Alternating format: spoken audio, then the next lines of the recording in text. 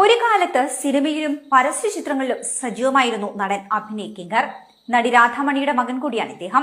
തമിഴ് ചിത്രം തുള്ളുവതോ ഇളമയിലൂടെയാണ് വെള്ളിത്തിരയിലേക്ക് എത്തുന്നത്. പിന്നീട് ഒരുപിടി ചിത്രങ്ങളുടെ ഭാഗമായി. എന്നാൽ ഇപ്പോൾ കരൾ ലോകത്തോട് പൊരുതി ജീവിക്കുകയാണ് ഇദ്ദേഹം. 44-കാരനായ അഭിനയുടെ ഇപ്പോഴത്തെ ജീവിതം ദയനീയമാണെന്ന് ഹാസ്യനടനും ടെലിവിഷൻ അവതാരകനുമായ KPY ബാല പറയുന്നു.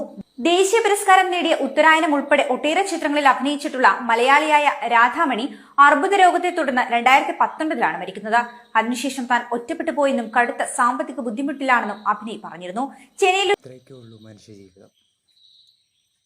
ഒന്ന് ശ്വാസം വലിച്ചാൽ പോയി, അല്ലെങ്കിൽ എന്തെങ്കിലും രോഗം വന്നാൽ മനുഷ്യൻ്റെ ജീവിതം അത്രയേ ഉള്ളൂ. ഞാൻ ഒരുപാട് പഴയ സിനിമകൾ കണ്ടിട്ടുണ്ട്. തീർച്ചയായിട്ടും ഇദ്ദേഹം നല്ലൊരു ജീവിതത്തിലേക്ക് തിരിച്ചു. ഒരുപാട് കാര്യങ്ങൾ ഇങ്ങനെ ഒരു കാലത്ത് വെള്ളിത്തിരയിൽ തിളങ്ങി നിന്നതും ഇപ്പോൾ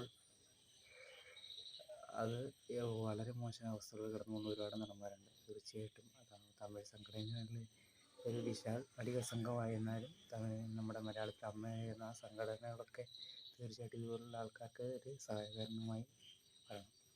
അത്രേ പറയാനുള്ളൂ. തീർച്ചയായിട്ടും പൂർണ്ണ ആരോഗ്യത്തോടെ തിരിച്ചെത്തട്ടെ.